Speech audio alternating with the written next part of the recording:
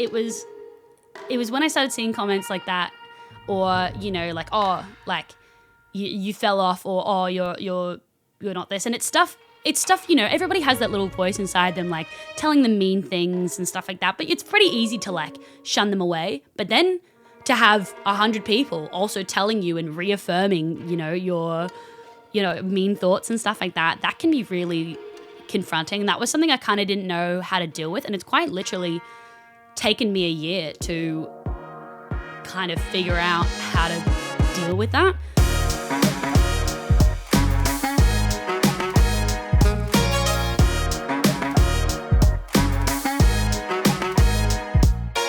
Hello and welcome to episode 30 of the Unfiltered Podcast. My name is Minges and today we'll be talking to full-time Australian content creator Taylormorgan. For the past few years, Taylor has created and refined her own unique style on TikTok, and along with growing her live stream has grown to become a juggernaut in the content creation space. Along with this podcast, we'll have extra segments such as comment reactions and rapid fire questions over on the Patreon, which will be linked down below. If you'd like to become a part of the conversation, the Patreon is for you. There you'll find early podcast releases, all the bonus segments, deleted scenes, and be able to put forward your questions to upcoming guests. The Patreon is a huge help in bringing on creators in the future, as well as ensuring the quality of its production. And of course, if you do enjoy the podcast, please consider leaving a like, comment down below your favorite moment, and subscribe so you don't miss another episode. But for now, thanks for being here, and here is Taylormorgan. All right, well, Taylormorgan, welcome to the Unfiltered Podcast. Hello. Pleasure to have you on here. For yourself or for anyone else who's not really familiar with how we get things started on here, we start with a food-related question, just to get things going, maybe get a hot take if you got one. So we'll start off by asking, what is a food that you find Australia does better than anywhere else in the world? Or I travel overseas a lot, and I love a good old chicken schnitty, and I cannot find one anywhere. If I go to any restaurant and I say, can I have a chicken schnitzel, they look at me like I have 4 heads, and it is devastating. Yeah. I go to the US a bunch. I'm like, do you guys have like chicken schnitzel? They're like, what? Like, they think I'm talking about like a pasta or something. Yeah. Or like, I'm like, no, it's just like chicken, like breaded chicken. That's weird. I feel like that might be an American thing, because I feel like in Europe there is that. Yeah, they Europe exist. is fine. Yeah. It's the Americans got to get on board. They're missing out. America, they need some more schnitzel in their life to go up to freedom. Yeah. But I think it was nice to ask something like that because, you know, we can be a little bit patriotic. It's nice to talk to another Australian on the podcast. And because you've got yourself in this position now through what you've achieved to be able to travel and get yourself overseas. So you have experienced a lot of different things. And I think we'll talk about how you got into that, all of that soon, but we'll start off with gaming, man, and hey, what you're into as a kid growing up.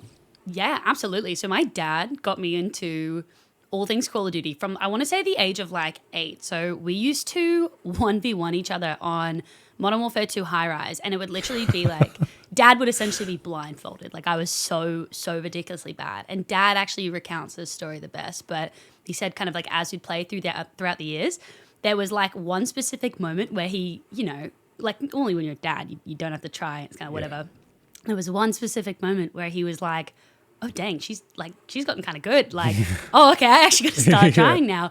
And then probably from about the age of like 10, I actually got quite good, you know, for like, you know, sub for kids, 16-year-old standards, you know, and then that kind of just became a hobby of mine. Like gaming, I got really into like Black Ops 2 and things like that, but it was always Call of Duty. I was always into the shooters. Really? It was always COD. That's interesting. And was this like console? Because I know you're on mouse and key, so that's... No, I'm on mouse and key for a few games, but COD I'm controller. But yeah, I was on controller back in the day. This was on like the original like Xbox PS3. Like the big chunky controller. Where did you get a PC then? Like, how did you get into all that? Only when I started streaming. My first streams were done off of a PS4 in my tiny little bedroom with a PlayStation camera. It was the jankiest thing ever. Like, it was only when I kind of consistently got into streaming that I was like, oh, PC time. I feel like your journey into getting into streaming and stuff is a bit more different than the way a typical person will get into it. Usually they start the stream like, oh, I need to create some clips and content to get people in here. Whereas yours was pretty much the opposite and might be like the proper blueprint to follow. So let's start. You started on TikTok in like 2019, right? Yeah, 2019, 2020, like, yeah, just before COVID. Yeah, just before COVID. But it was all like meme stuff, random stuff, like not gaming content at all. Yeah. Yep. That's the one. It was like, I think like the first video that like got some amount of views was something about my hair. Like it was just literally just a meme video, a couple memes. Yeah, and like, was that just because you were like, oh, this is a new platform, let me just make whatever? Or like, did you have like this goal to eventually do things, in the future?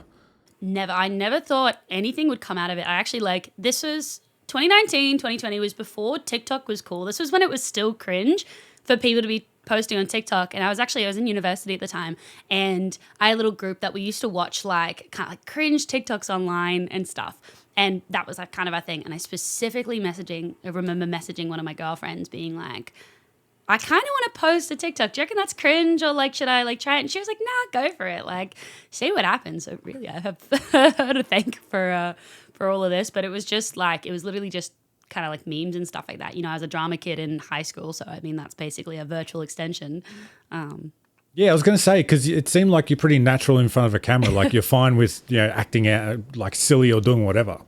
Yeah. So yeah, I did like acting and stuff as a kid. Like I did stuff on stage and things like that. Like so, I was always kind of like in front of a camera and kind of doing silly stuff. So yeah.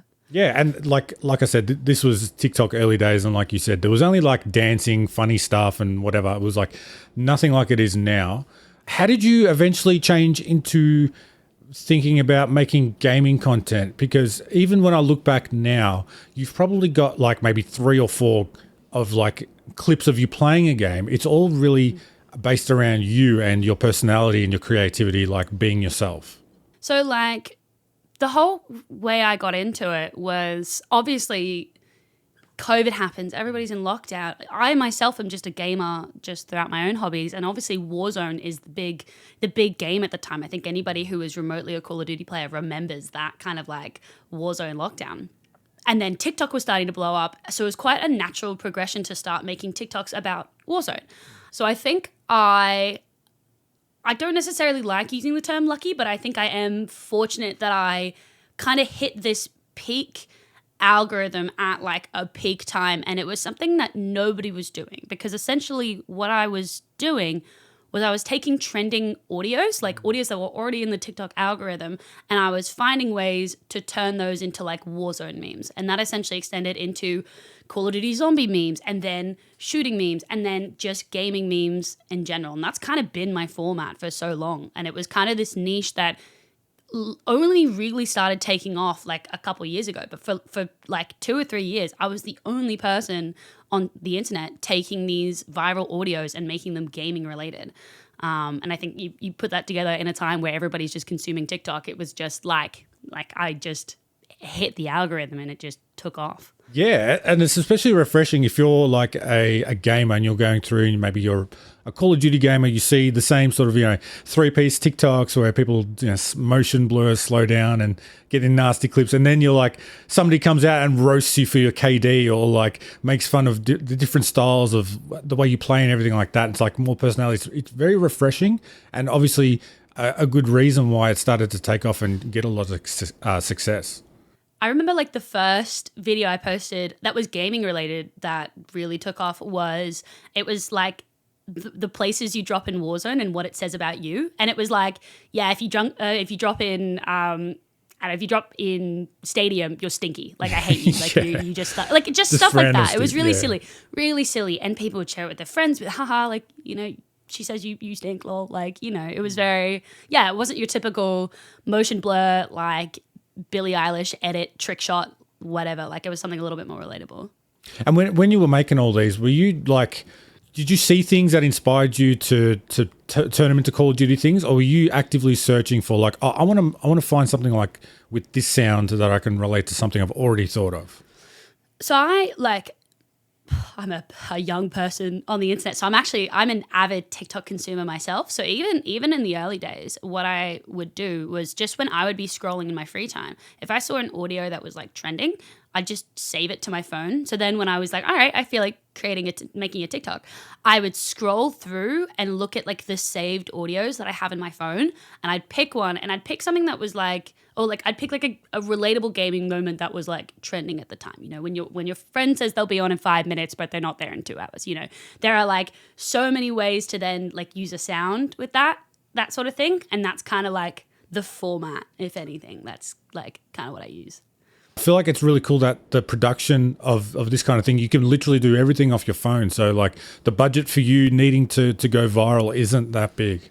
Yeah, no, absolutely. I was in my tiny little apartment, like with 3 housemates, and I was making them in my like little crowded bedroom where there was like a person's width gap between my bed and like, yeah, my cupboards. It was just a normal space.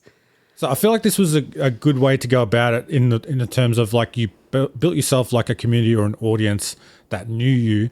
And then did you decide to stream off that, or was it just like COVID lockdowns bored, let me do something else kind of thing? So I had never seen Twitch before. I knew live streaming was a thing, but it wasn't like a known thing. And I would go live on TikTok, like just on the app on my phone, and I would just like talk to people, and people were like, hey, where can we watch you live streaming? And I had zero interest in it whatsoever. I didn't want to do it. I thought not for me. I'm just going to stay a little TikToker.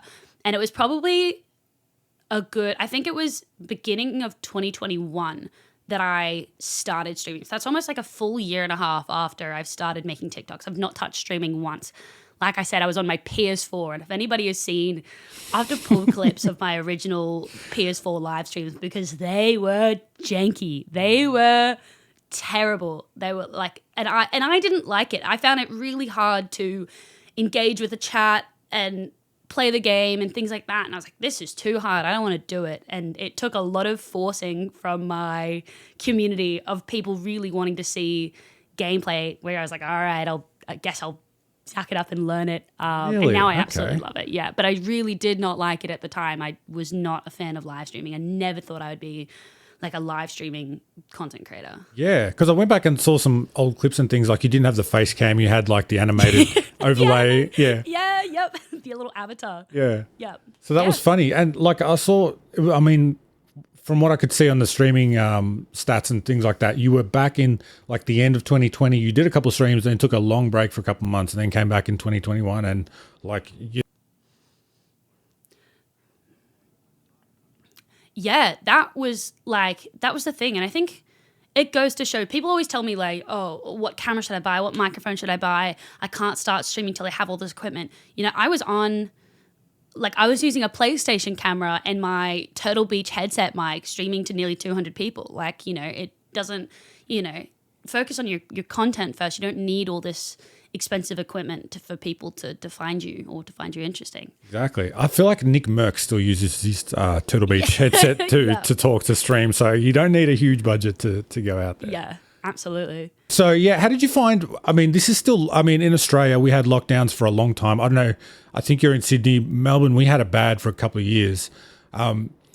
Where was the point that you decided to take things full time? Were you in lockdowns at all, or were you at a job that you had to quit? Like, what were you doing at the time? So I was working at Rebel Sport, which for like any American viewers or non-Australian, it's like a Dick's Sporting Goods. It's like a sporting store, basically. So during lockdowns, that was still counted as an essential service. So because it's like, I don't know, fitness and lifestyle or whatever. So I was still going into work, but obviously it's just a retail job. And in 2021, when the streaming was starting to pick up, TikTok was doing its algorithm thing. I think at the end of 2021, in September, I got picked up by a company called Click Management, who manages like Laserbeam, The Boys. They used to manage Loser Fruit, like all of these enormous Australian creators. And they were starting to get me like sponsorships and brand deals and things like that. And money started coming in consistently. And they got me a few long-term contracts where I was like, okay, if there was ever a time, like, you know, I think we were going back into another lockdown potentially. I don't know, the lockdowns all kind of blur together. It's a blur together, yeah. You know, I was like, well, I might as well give it a go now. And I left my job in November of 2021, and I've been full-time since. So Was it a leap of faith? Did you have? Like you said, you had sponsorships and things come in, so it was sort of like not a leap of faith because you had a bit of like a guaranteed sort of backing. I had a few contracts that I knew at least would sustain me for a while. I think I had run-ins with like my manager at Rebel and things like that, so I wasn't loving what I was doing. So I think I was kind of the mindset that I knew I could do this for at least 3 to 6 months and give it my best go possible, and I like the roof wouldn't collapse in and that sort of thing. And I kind of knew if it didn't work out in like 3 to 6 months time, we move on. Like we just find a new job and things like that. And that would be like, I would be happy with that. But thankfully I've not had to touch wood. So, I mean, it's taken off since then, and you've kept doing this all full time. I really like how when we first linked up and you said, I've been working and then I'll go stream tonight. And I thought you meant you were doing another job. What does your day look like now that you're full time, but not necessarily streaming every day? There's a lot of things still to be done, right? Yeah, definitely. And I think every content creator is different, because I think every content creator has different platforms that they focus on that take up more or less time. You look at like Overtime IU, who streams for 12 hours a day. Like his life is consumed by streaming. But then you look at somebody like Quibble Cop, who does nothing but YouTube, and that thing like recording and editing and stuff like that.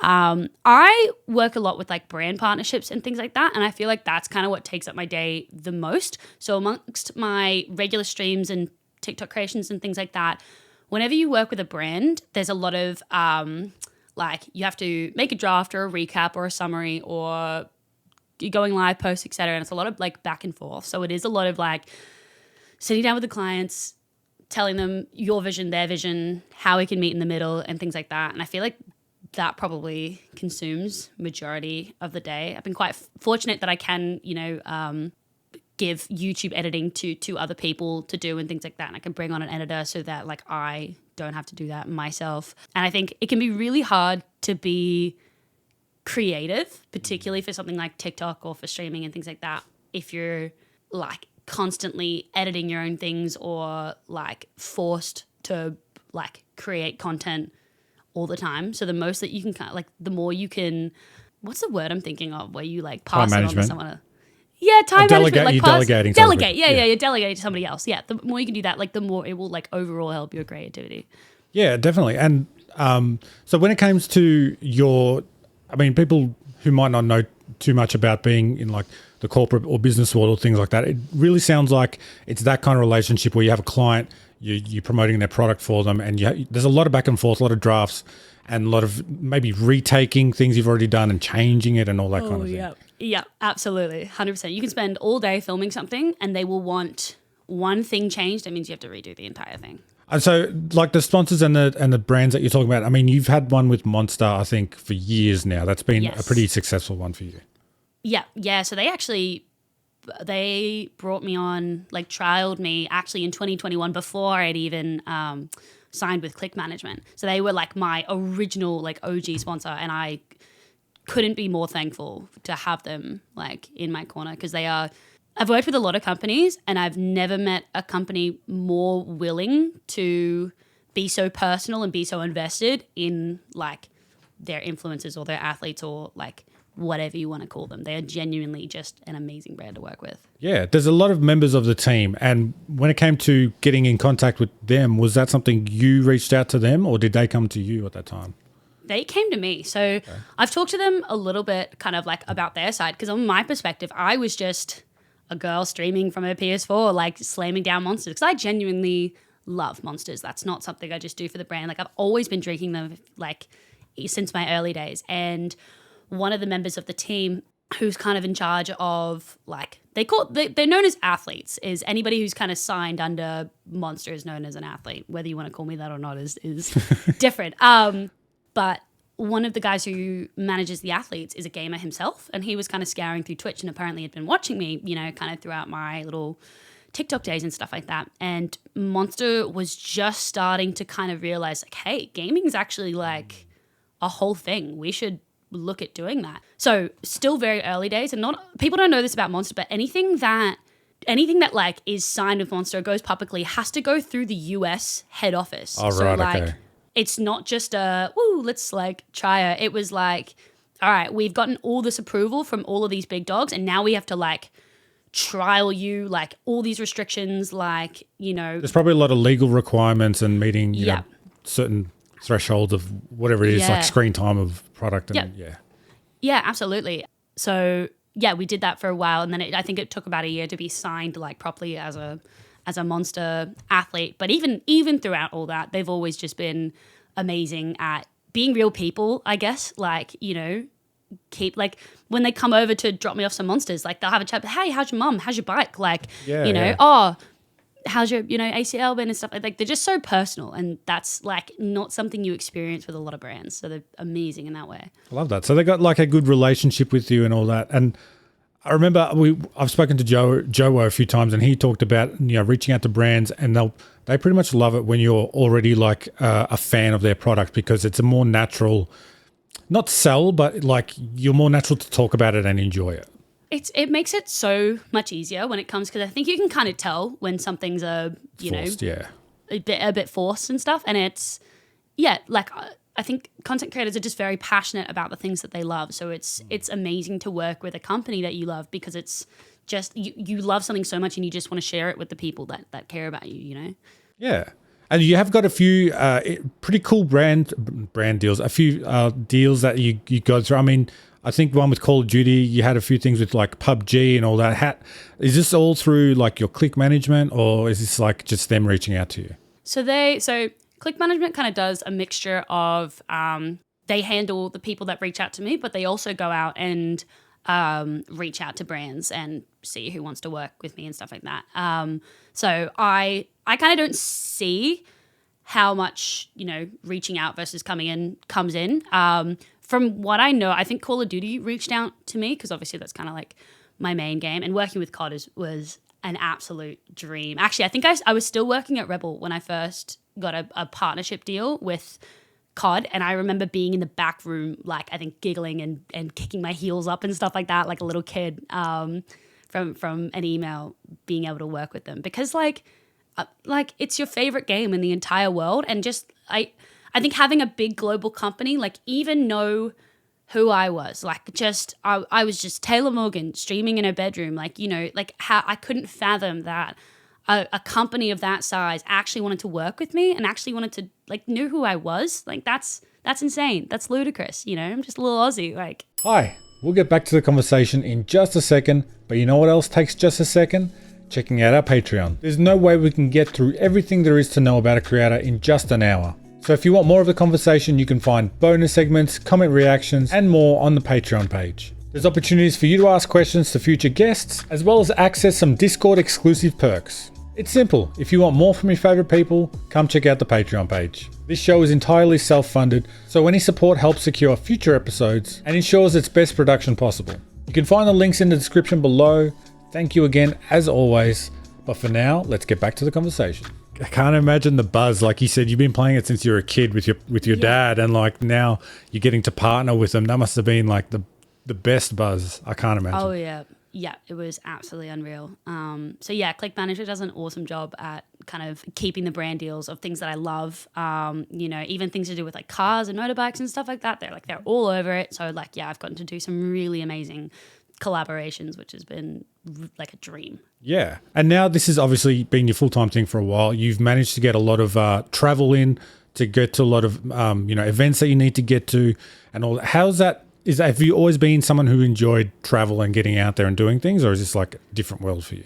I enjoy traveling. Like I enjoy seeing places, but I think obviously as an Australian you would know, but it's like a minimum of 13 hours to get anywhere. Like it is really, really far. And the thing is, like when you go to these global events, for instance, for Call of Duty, your event might be on the Wednesday, so you get flown in on the Tuesday morning and then you're home on the Thursday. And it's like you have no time to adjust or anything like that, and you spend quite literally longer in the air than you will in the country that you are. And I think I should preface by saying I'm so grateful for the opportunity to be flown to like literally anywhere, so I hope it doesn't come across as complaining or otherwise, but it can be quite like exhausting. Like it can take more of a toll than I think you would anticipate it taking. I absolutely love the travel, and getting to go to such cool places is unreal. But man, like 26 hours on a plane is a long way to go for like a one-day trip. I mean, whenever we went on trips as kids, it wasn't very often, but like if we were to go overseas, it would be like, all right, we're going to try and make the most that we can because we don't want to fly in and fly out every day. Yeah. Try and spend like 2-3 weeks somewhere and just enjoy it. Yeah. But like if you got to fly out and get, 2 flights in a week, and I can't like completely different times a day, it just chalks your brain. Like it can't adjust. Yep. Yeah, absolutely. It is. Yeah, it's like the back-to-back ones. I think last year I had to go straight. I was in LA and I had to come straight into Melbourne for PAX, and I had to compete in a Valorant tournament that day that I had flown in. And then I was only there for a couple of days and back to Sydney. It was like I had a long nap afterwards. The monster's coming in clutch though to keep you awake. That's the one. Absolutely. So when you get to these events, I mean, I'm thinking specifically of like the COD events, and mainly because I know Call of Duty more than most other ones, but like you went to COD Next and you got to play games earlier, and you're sharing a room with like some of the biggest names in the scene. Tell us about that. The first time you get there, arriving there, like the first name you see, like who did you see first? I think back to the first COD Next. I think, the first one was FaZe Swag, I think, because they all put us in the same hotel and everybody kind of like mingles in the lobby, and you have like little I think in the first one we had to take like mandatory COVID tests and stuff, so we were all kind of like crossing paths. I think FaZe Swag was the first person I kind of walked past and was like, oh my God, like there are like you know, famous people here. That was like probably the first one. But my top story from a COD Next event, and I tell this all the time, and he's heard this 100,000 times. I was the world's biggest Mr. Dalek JD fan, which is a zombies YouTuber. I watched him religiously from the ages of 11 to 17. Like I genuinely reckon I had seen every video from him. And it was the second COD Next event that we went to. So I'm now good friends with the kind of the influencer managers at Call of Duty. And I was chatting to one of them in the lobby just having a drink. And he was like, oh, yeah, like, I think we got some of the zombies guys coming. And I was like, oh, really? Like who? I was like, who?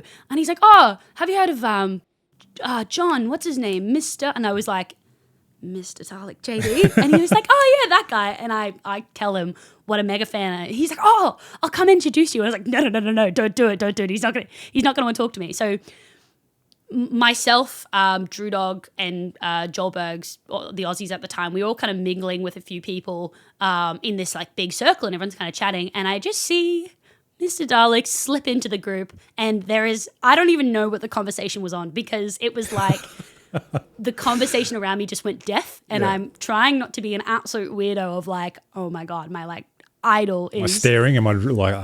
am I in real life and stuff like that? And then Rob from COD comes in 2 seconds later and was like, oh, so you two have met like there. And it's the whole thing. And he's now honestly one of my like best friends in content. Like we have planned to make videos together and stuff like that. And just like the fact that I've been watching this guy for 6 or 7 years, and I'm now like running Easter eggs with him on Call of Duty is infathomable. It is absolutely unreal. I love that. And there is a saying, don't meet your idols and all that, because sometimes they don't meet up to your expectations and all that. But it sounds like this one was like a really good experience. There have been very few people that I've had like that were like a meeting your idols thing that were negative. Like particularly from the Call of Duty space, everybody has just been so unreal and so amazing. And there were so many people at that event that I feel like shouldn't have any time for me, like a little baby Australian streamer compared to the numbers they pull, like J-God, Charlie Intel, Modern Warzone.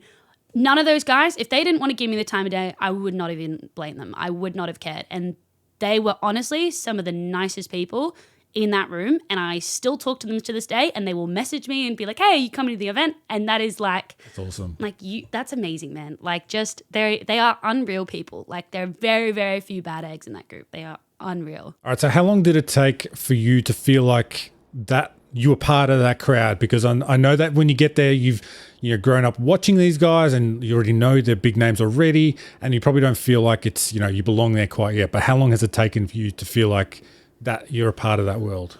I think it's really hard. I'm sure, as you're aware, being an Australian, I think you feel so like ostracized, like you're so far away from everybody. I think it was the second COD Next event, I really didn't think I was going to get invited. Like I thought the first one was a fluke and they were just, bringing people from around the world and things. And I think it was coming back for the second year and getting to play it like a bit earlier from COD Next. So like 2022, 2023, I was kind of like, okay, maybe I'm supposed to be here. Because it is quite easy to be like, oh, nobody actually wants me here, and they just invited me out of obligation. They're being nice. You did go with a few Australians at the time, but I mean, they always bring out people from different countries and things like that. But obviously, you've made a name for yourself now. You're big enough to be there, and on merit. Yeah, absolutely. So it took a little while, but I think sitting down and having a drink with some of the like influencer managers at COD, I'm like, man, this is cool. Like, I love that. That's so awesome to hear.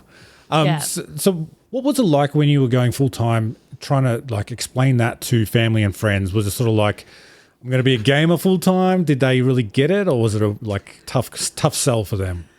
It took a little while because bless his heart, from my dad's perspective, he's like, why are men on the internet giving you money? Like, what are you doing, Taylor? Like, he didn't really understand because obviously stream's quite new. However, both of my parents are business people. So I think once I like kind of sat down and I explained the concept of having a social media following and what that means to a brand and how I'm a brand myself and stuff like that, I think they understood that this is a business. Like, this is essentially a company you're running, not that different from theirs. So I think once they understood what I was actually doing, they were so on board. Like, I was actually wanting to go back and study medicine. Right at the time I was kind of making that decision to go full time. It was actually my dad that said, no, stuff it. Like, oh, really? Okay. He was like, you can always go back and study at whatever age you want to. You might never get an opportunity to do this. So take it now and go do something later. So yeah, and I think it's really nice to have that support from both of my parents. Yeah, that is awesome. It's usually the other way around where you're like, you sort of got to push it and like. Yeah. No, very fortunate. So were you leaning towards medicine? Like, what were you into when you were studying? Because I know you were talking about being an audio engineer. So in high school, I was always a big old nerd. I took like extension maths and physics and chemistry and things like that. And that was always kind of the area I wanted to go into. However, I don't know if it's different for other states, but in New South Wales, the road to get into medicine is essentially you have to have an undergraduate degree, so any bachelor's, and then you go into like post-grad medicine, and that's when your journey actually starts. However, your undergraduate doesn't have to be in medicine. So I took an undergrad in audio because it was something I was interested in, and I figured in case I changed my mind later and I did want to do audio, not medicine, I might as well get an undergraduate in something that, like, in case I didn't want to go down that path. I kind of didn't know what I wanted to do.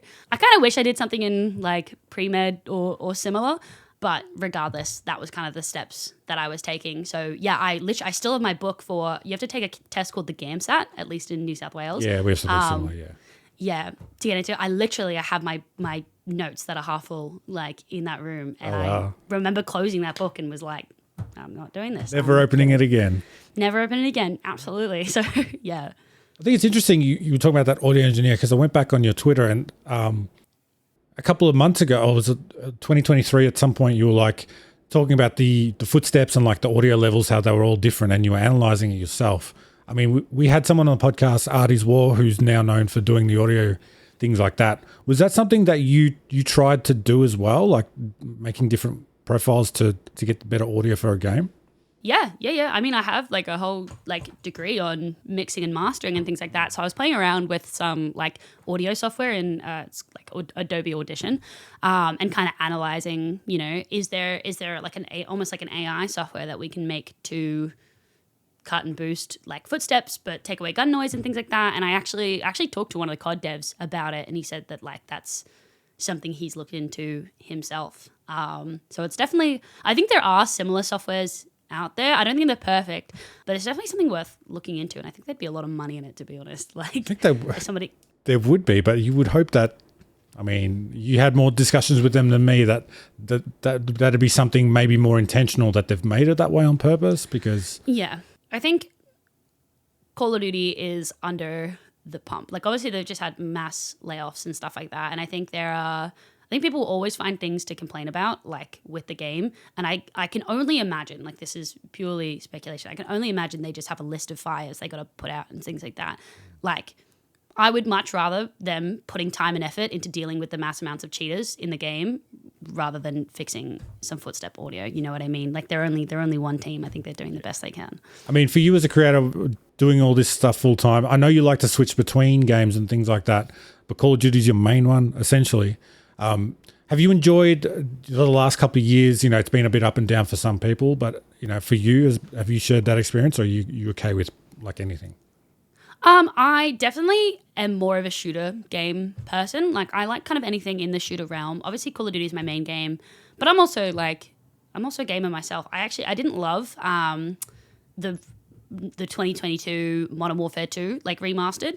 So I actually took a big break from COD and I switched into Valorant a little bit more. So Call of Duty and Valorant are probably two games that I play like quite consistently. Do you feel like luckily for you, you weren't tied into one game, so you could switch whenever you wanted to. But like, there's not really a pressure for you to play something that you don't enjoy, essentially. Yeah, I think that's every content creator's worst nightmare. Like, I think it can be really scary to feel like you're tied to a game and people won't like you unless you're playing that game. And even I have those fears at times. You know, I feel like, oh my God, I'm not performing in COD. If I want to switch to another game, people aren't going to like me. But I think you just got to try it. And even then, like, I think at the end of the day, people watch content creators for them, and you kind of have to realize, you know, even if your viewers drop, your like mental health or your like mental stability is far more important than like a 10% increase in viewers because you're playing a game that you absolutely despise. Like, you know, I think, and I need to take this advice myself, but I think we shouldn't be scared to be trying other games and having a slightly lower viewership if it just makes us happier overall. Yeah. And it's definitely, you know, it's easier said than done because, especially when you're relying, well, maybe not you particularly because you do other things, but when you rely on a game, like you kind of feel forced like you have to be there kind of thing. I think some people, like you said, would enjoy watching somebody who's having fun and enjoying themselves rather than you can tell they don't really want to be there. Yeah. Yeah, definitely. It's just that balance. And how have you found a balance between, I mean, you're still making content, TikToks and things like that. Do you have like you still have the attitude where you can pretty much find something and make a TikTok on it and you'll be fine? Or do you have like a different pressure now that you have to make it a certain style, a certain standard or anything like that? So I've learned a lot about the TikTok algorithm kind of in the last like 2 years. So there's a couple, like I've had to diversify my content a little bit. One, because it's now a very oversaturated market. Like I can type up pretty much any game and I can find hundreds of thousands of people making the exact same content that I was making, you know, 2 years ago or whatever, which is, that's how TikTok works. But I've also learned that the TikTok algorithm changes. You know, at one point they were pushing 6-second videos and now they're pushing videos over a minute, and now they're no longer pushing audios because they had that big like they couldn't re-sign the contract with Universal Media, so a bunch of songs got taken off. So now they're pushing original sound, which means that you have to like talk more and things like that.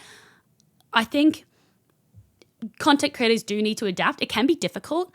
I find I've actually got 2 TikTok accounts. I've got my gaming one and I've got a personal, well, not like it's just kind of like a random bag of kind of whatever I'm feeling like posting. I find the second one, the personal one, easier to make that style of content on. I think the gaming ones, I don't want to say taken a hit, but it's taken me longer to adapt to the algorithm changes purely based on the nature of the content. Like it's really hard to just like, because I don't like posting clips. In my opinion, I think my clips are boring. Like I think I wouldn't particularly want to watch somebody posting 3Ks like over and over again. I don't think that's particularly original for my content. So if I'm going to make an original sound, I want to talk about like, oh my God, this guy said this to me when I was in the game and this is what I said back or similar. But it's part of the gig being a content creator, is keeping up with all of the algorithm changes and knowing what is coming next. Do you still get that scroll time that you used to? Like you're still seeing what's out there, or is it sort of taking a hit? No, I think I still engage in like just being a viewer and things like that. And I think you kind of have to as a short form content creator, just because like the trends change so often. It can be really hard to keep up if you're not engaged with it. So, I guess I have to watch more TikTok. Oh no, what did you say? Oh no. The other side of the TikTok thing I wanted to ask you about was putting yourself out there, and a lot of the content, well, most of it, everything of it is you, and putting yourself out there, your face, your body, your life, your voice, everything out there. Taking in that comments and either nice stuff, criticism, and mean comments, like what sort of toll does that take on somebody who's putting themselves out there for so long?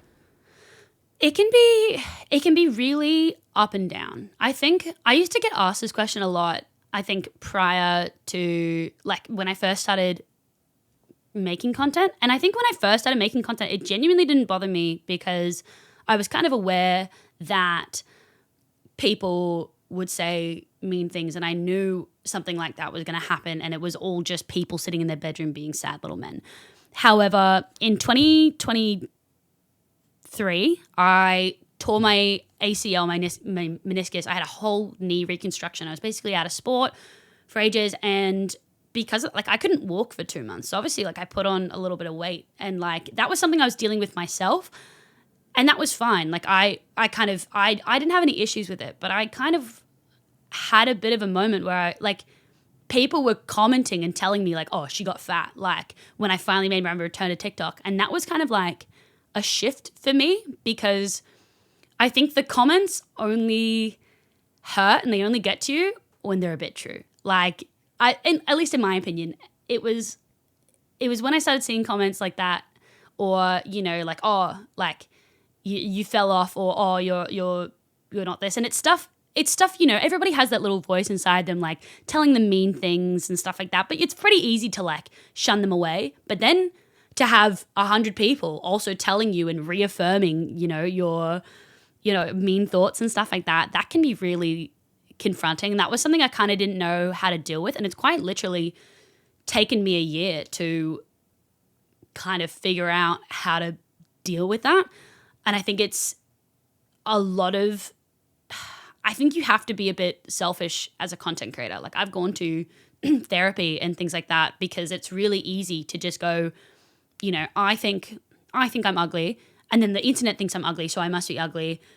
You know, it can be really hard to sit down and be like, you're a great person, people like you for this reason, and you have to put yourself first and think about the ways you are a good person. Otherwise, it will literally just eat you alive. The internet will chew you up and swallow you and spit you out. Like it's just you can't give it any merit. And that's definitely easier said than done. But I think it's having the awareness of why this particular comment bothers you, you know, and then going from there. But it's definitely the hardest part of being a content creator. Yeah, because I mean, the internet's still new. I mean, and TikTok is still new, and like humans aren't used to getting this much information about themselves thrown back at them. Because I mean, if you're growing up as a kid, or you know, back in the day or whatever, you might meet like how many different people a year, and they're never really going to say these comments to your face. But now, just randomly, you get all these like hundreds of comments a day. It's a lot to take in. It can be really difficult, and I think you have to be sound in person before you go on the internet, because I made the mistake. So at the end of last year, I had 2 of my friends pass away, and because I had already taken time off previously in the year from my like ACL injury, I was like, you know what? I'm okay. I'm fine. I'm just going to push through. I'm going to keep streaming, and I'm just going to blow through this, you know, even though I was grieving and things like that. And the internet did what the internet does. And I had a few people like stalk my socials. Like I'd beaten them in a Valorant game. That's literally where it came from. I had 2 guys stalk my socials, and they would come into their streams and be like, you're the reason your friends killed themselves. And I'm glad they're dead and things like that. And honestly, that was a game changer in my career. That like I could not fathom. It almost changed my perspective and thought, there is no good in the world. Like I cannot fathom that somebody went to my social media, saw that 2 people had passed away, and then not only like in the heat of the moment, and then they watched me consistently and made new accounts to continuously tell me and remind me that like of these horrible things. And I could not fathom that grown men would say this to somebody online. Like it is just, I'm like, some people are just. That's beyond. That's beyond like the COD lobby talk between games. That's, you know, when it drags on like that and you got to put research and do it. That's way too far. Yeah. It is genuinely way too far. And I think that was the catalyst for, okay, if anything happens in anybody's life or anybody's content, please do not be afraid to take a break, like to take time off, because I didn't. And that genuinely shifted my entire perspective on humanity and people and things like that. And I am still rewiring my brain to believe that there are good people in the world and things like that, and these guys are outliers and stuff like that. But that is beyond decency. That's beyond any sort of trash talk and things like that. That's terrible. I did like what you said just previously with that, you know, at the start you were saying the comments wouldn't really affect you because it's not really you believe in yourself, and they didn't hit that nerve, that the things that you have that self-doubt of. Is a lot of the working through that not really so much shutting off what information's coming in with like people's comments, but more working on yourself and your own perceptions of yourself? Yeah, definitely. I think I'm currently reading a book on resilience and kind of like why some events of like a mild nature will affect somebody so deeply, but like other effects of a large nature will like brush off on somebody. And it's definitely like, it talks a lot about the lens that you look at the event in and things. And I think just having self-confidence and like reassurance or self-assurance that you are who you are and you're confident who you are, no hate comments could ever get to you. If you are confident in yourself, like what are these words to you? It doesn't matter. It only tends to affect you when you start believing them and when they start becoming true. And like I said, easier said than done. But I think like if I could tell any content creator how to deal with hate comments or even before they get on the internet, like please love yourself. Like please just make sure that you know who you are, you love who you are, and then nothing can ever get to you. Like that would be like my biggest tip. 100%. Yeah, that makes so much sense. I mean, I was going to ask you about a lot of the comments as a female creator on there. You do get a lot of male commentators or whoever, just like a lot of weird stuff. And I've taken a lot of screenshots of some comments to get your reaction to later. I tried to stay away from a lot of those because a lot of them get very repetitive and very weird very quickly. So I've seen some of them, but yeah, they I feel like stuff like that doesn't get to me. I think because like I feel like that doesn't trigger a nerve for me, you know, like I go, wow, you're an absolute weirdo, you know, like I can look at that comment and just be like, you're a freak, bro.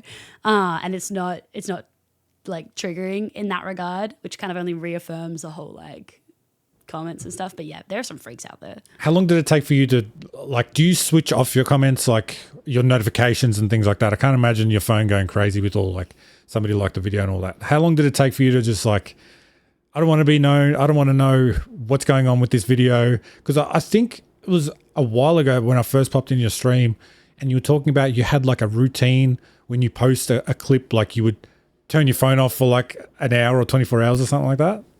Yeah. That's actually for, I call it gaslighting the TikTok algorithm. And this is like full on proven. But basically the theory is if you post a video and then like log out, TikTok will give you more views on that video. Because if you're sitting there after you've posted a video and you're going back and you're checking on your views and seeing if it does well, TikTok knows that you want views and it's going, nah, I've got you hook, line and sinker. I'm not giving you anything. But if you gaslight that up and you go, I actually don't care whether I get any views, it goes, oh my God, come back, we'll give you more views on this viral video. I don't know. I heard this theory like 3 years ago and on God, on my own mums, it works, I swear. So that's why I switch out. So I'll post a video, I will switch TikTok accounts and then I'll close the app.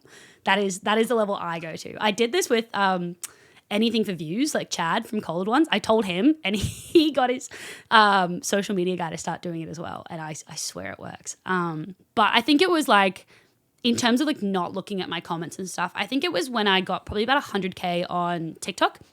That was when I stopped reading every notification. That's when it got to a point where I was like, okay, I don't have time to sit back. You know, that's when it got to a point where it was like little 99 plus or whatever it is on the inbox notifications, thing. on the inbox thing, you know, and I was like, okay, I don't have time to read all this. So I think I don't go looking at my comment section that much unless it's something I'm actually wanting feedback for, if it's a new style of content I'm wanting to know. But I know what people are commenting on, and I know that there's going to be freaks in there, and I know some people won't like me, and it's just like it's not relevant. Like if I see it, I see it, but it's not. I don't go looking at the comments that often just because some people are garbage. Yeah, 100%. And I can't imagine having to, you know, that many notifications to scroll through. Sometimes it's nice to see, this person liked my video and whatever, but there's too much at a point. Do you have certain like thresholds, like a viewer, like a view count or something that you like to hit on your videos, like when something doesn't perform as well as you want it to, or is that like not something that comes into your brain? No, I do think about that actually. So my friend Toasted Shoes actually told me, like, I know he uses this for YouTube, and I've actually kind of used it as a bit of a baseline. I like to say after maybe a week, if your video has more than 10% of your follower count, so I have 800K on TikTok, I want my videos to have at least 80,000 views for it to be, after a week, for it to be like a good TikTok, you know, or like a successful, like, done well. I think that is like a very general rule of thumb, and you know, you have to take into account like how good it is pushing and things like that. But that's kind of like, I feel like, a baseline for how well like a channel is performing and things like that. Like it's very loose guideline. But is it something that like you sort of get down on yourself about, like if something doesn't perform, or do you just like brush it off and onto the next one kind of thing? I think I just brush it off onto the next one. I think like TikTok is so volatile. Like it is just, and like I know some of the guys at TikTok, and even they can't keep up with the algorithm changes, man. And it's just like, I always want TikTok to just be fun. Like I want it, like it's memes, for God's sake. Like it's not, I don't know. I don't know how many people know, but like TikTok isn't monetized in Australia. So it's not like, you know, like it's not like, oh, my income depends on this, you know, like some US or UK creators. So I think the pressure is off in that regard. Like I would rather just, you know, there's a YouTuber talked about this recently. You know, when you start off as a content creator, your motivation is hope. It is like, I want this video to do well, and oh my God, could you imagine if this video went viral? And that is a very positive influence for creativity. Once a creative platform becomes monetized and it is your full-time job and your income, your motivation is fear that you won't have food on the table, or like this video is not going to do well, and you know, you're losing your sponsorships and things like that. And that is a killer for creativity. It's like, oh my God, I have to sit down and have fun and be creative. Think of something good right now. Tonight. Yeah. Think of something good right now. That sucks. That's not good for content. You know what I mean? Like, I think there is a very distinct difference. And I've seen it in a lot of my friends. I've seen it in a lot of big content creators. I see them make that shift into this is now a job, and you see it change.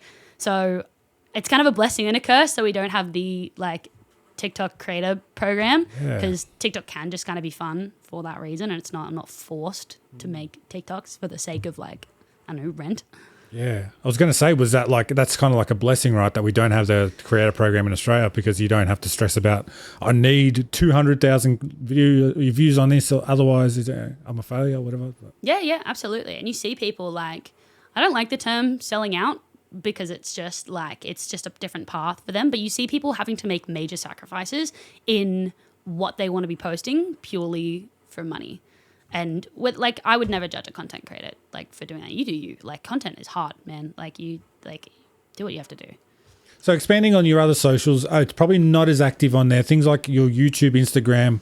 A lot of people will post something on all the platforms, but a lot of the time what I've noticed is everything that you post on TikTok doesn't necessarily go on your Instagram or your YouTube and things like that. Is that something that you've actively been like, I don't want to, you know, I want to make content for a certain platform, and that's that?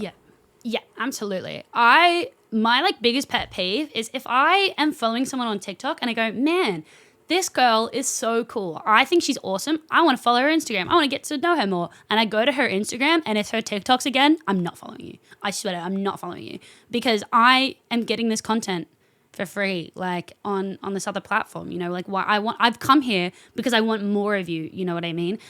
And I get that it's like an algorithm boost and things like that. And you may get more numbers and stuff, but I personally would just like to keep my socials separate. Like I like having my funny memes and stuff like that on my TikTok, and I like having my, hey, here's what I do in my spare time. Here's me on a motorbike. Like here's, you know, like that sort of stuff is for my Instagram, and I feel like it's a little bit different, and I feel like it's not just repeating content and stuff. Not to mention, I feel like not all content is made for all platforms. Like what you post on TikTok might not do well on YouTube Shorts or Instagram Reels, you know? Yeah, I feel like that's a very common thought amongst people we talk to is like, you know, it performs well on one, well, how come it doesn't on the other? And it's like, there's very few people that I've spoken to have said, I make something with this platform in mind, and like this platform is completely different, so I'll make the video differently. That's very rare. So, I mean, like you said, if you're going on someone's Instagram, I'm guilty of this too, where I'll post the same, you know, content on all the platforms. But like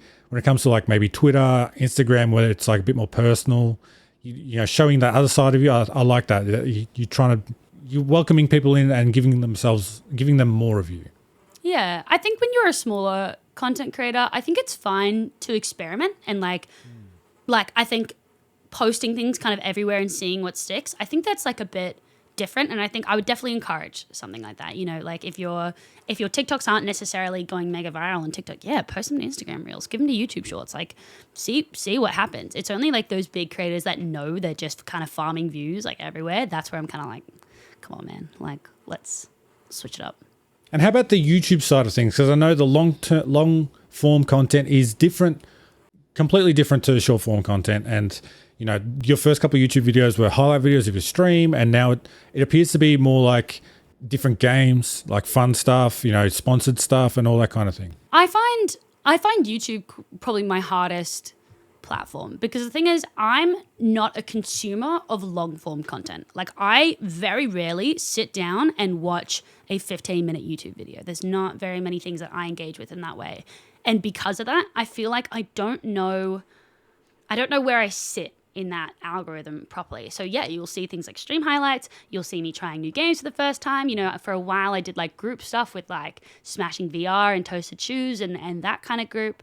I find that area really difficult. And I've just re-signed with an editor. I'm trying more things recently and seeing what works, because I think like YouTube is like a content creator's, you know, that's a gold mine. It's a gold mine. It's their field. It's like the platform with the most potential to change somebody's life. You know what I mean?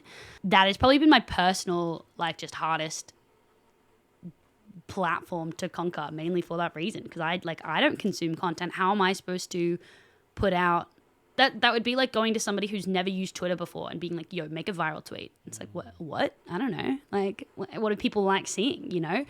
So that's why management has been phenomenal, but they've been really good at like kind of helping me steer in a certain direction and helping me try things, you know, like.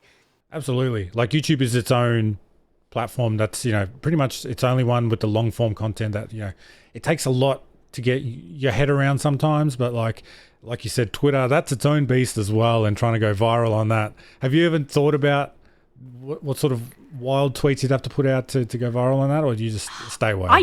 I know how to go viral. So I did, like, I'm not much of a cosplayer, but I did do a character called Viper from Valorant who wears like a bodysuit. I did like a Viper cosplay and it got a ridiculous amount of views, and I realized how filthy Twitter is. And yeah. Like, that's how we go. You to get viral on Twitter, you either post something ridiculously sexy or something super controversial that is just engagement farming. And I don't really like. All power to anybody who does either of those. I have no qualms with either, but I don't like posting super controversial content, and I don't love posting nothing but like lingerie pics and stuff on Twitter. It's not my thing. Even the wild takes on there that people post, you know, it's like engagement farming. It's like, can you imagine if like my family sees that? Yeah, I know. Yeah, literally, absolutely. So I'm just, I don't know. I feel like I like my Twitter because I feel like I love a platform to post. I will post till the cows come home, you know what I mean? Like, I feel like that's just a place to throw out my little thoughts and stuff. And I think that's like, I think you see a lot of my like actual personality on Twitter because it's just kind of like little throwaway. Whatever happens, you know. Yeah. Once again, not a monetized platform and therefore fun. Like, you know. So what's the goal for the next, year, 2 years, 3 years? Do you think that far ahead, like into planning or anything like that? What's going on? Yeah, I do think that far. I think my like overall goal as a content creator, like I think people get so caught up in like their individual views and numbers and things like that. When I look at like Australian content creating legends, I think of Loserfruit, Laserbeam, Muselk, like just these household names that I'm like, oh my God, these are like the foundations of like Australia's content creators. I wouldn't have the slightest clue about any of their numbers, the last thing that went viral from them, whether they're still posting regularly, I have no idea. But if I like, I'm friends with all of them, but like if I didn't know them, if I saw them, I'd be like, oh my gosh, it's you're amazing. And I think there's like a threshold as a content creator where it kind of like once you hit that ledge, it kind of doesn't matter of all the little things you're doing underneath. It is like you're a legend, like you're an Aussie legend. I would love to get to that like area. I would love to be known as like Australia's COD, like female COD player, So I think that's kind of where I'm trying to make a name for myself, like in the Call of Duty space and things like that, so that I don't have to worry about like the little individual numbers. Like I think I would like a legacy more than anything. Like I'm not, if content fell down tomorrow, so be it. I'm really, really happy with the things that I've achieved and the things I've gotten to do. And I would not be upset if everything crumbled tomorrow and I had to go back to a regular job, because I would say thank you so much for all the cool things I've gotten to do. I never in a million years thought I would do this. I think in the meantime, I would love to get to a point where I'd say like, yep, I was Australia's female COD player. Like that was me. When you thought of female COD in Australia, it was Taylormorgan. So I think until then, that's kind of where I'm trying to get to. I love that. And I think so far what you've achieved, everything has gone like, from the outside, it looks like it's gone really, really well, and you put yourself on a great track to keeping this going long term and hopefully achieving those goals. No, thank you. I appreciate that. Yeah, I'll try. It's been awesome having you on the podcast, Taylor. We're going to go do some rapid fire and comment reaction questions now, but it was a pleasure having you on the podcast. Thank you so much for taking the time. Thank you so much for having me. I appreciate it. It's been so fun. You can head to the Patreon now to find some fun rapid fire questions and Taylor's reaction to some of the weirdest and wildest comments on her social. If not, thank you for joining us for this episode of the Unfiltered Podcast. Feel free to check out some of the previous amazing guests we've had on and subscribe so you can find your way back for the next one.